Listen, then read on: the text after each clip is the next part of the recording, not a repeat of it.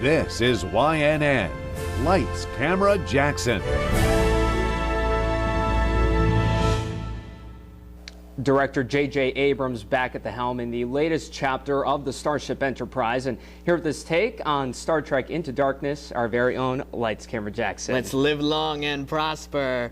I want to start out this week by thanking all the men and women who serve our country on this Armed Forces Day. Absolutely. And now I want to continue with a question. How do you craft an emotional and exciting action film, a truly emotional, exciting action film? Well, after seeing Star Trek Into Darkness, you just have to follow director J.J. Abrams. His 2009 Star Trek was pure fun, but this sequel is a near masterpiece. And Abrams wastes no time getting us hooked. The movie begins with Captain Kirk, Chris Pine, running from weird-looking inhabitants of a distant planet, while Spock, Zachary Quinto, is attempting to stop a volcano from erupting and destroying their world.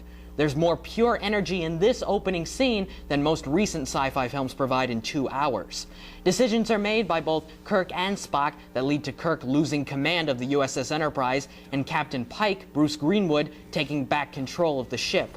But before that can happen, Starfleet is attacked by one of their own members, a man named John Harrison, played by Benedict Cumberbatch, best known as TV's Sherlock. And Kirk, Spock, and the rest of the Enterprise crew are sent to hunt down Harrison and kill him.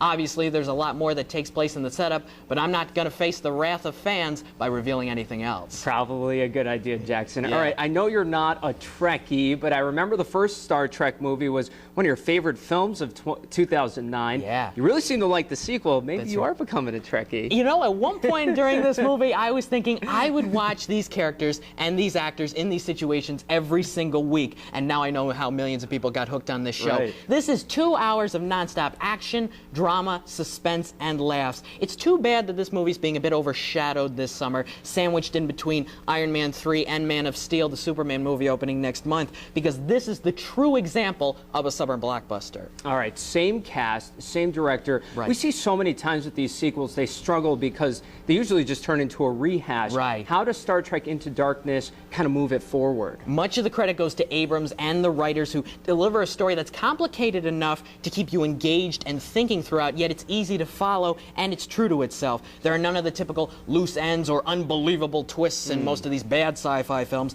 Plenty of conflicts, good versus evil, right versus wrong, and there are good villains, more than one of them here. Oh, okay. All right. Yeah. We talked last week with Leonardo DiCaprio and Gatsby playing an iconic character.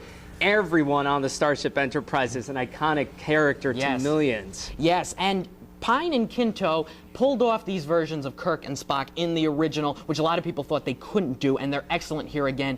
Abrams treats all of these characters with the respect that the Trekkies demand, and also gives the actors the freedom to make these characters their own. You've got Zoe Saldana as Uthura, and Carl Urban's Bones. They stand out among the supporting cast, which also includes a very nice surprise cameo. Okay. Got to make those Trekkies happy, too. Yes. Okay. Who's the recommended audience here? It's rated PG-13 for all the sci-fi action violence appropriate for kids 12 and up. Fans of the TV show, gotta see it. Fans of the first film, gotta see it. And even if you've never been exposed to anything Star Trek before, I still say you gotta see it. No, I sure plan on it, too. Okay. What's the grade, Jackson? On the official LCJ report card, Star Trek Into Darkness gets an A-. It's a little talky at times, and the final few minutes are kind of thrown away, but overall, this is my favorite film of 2013 so far.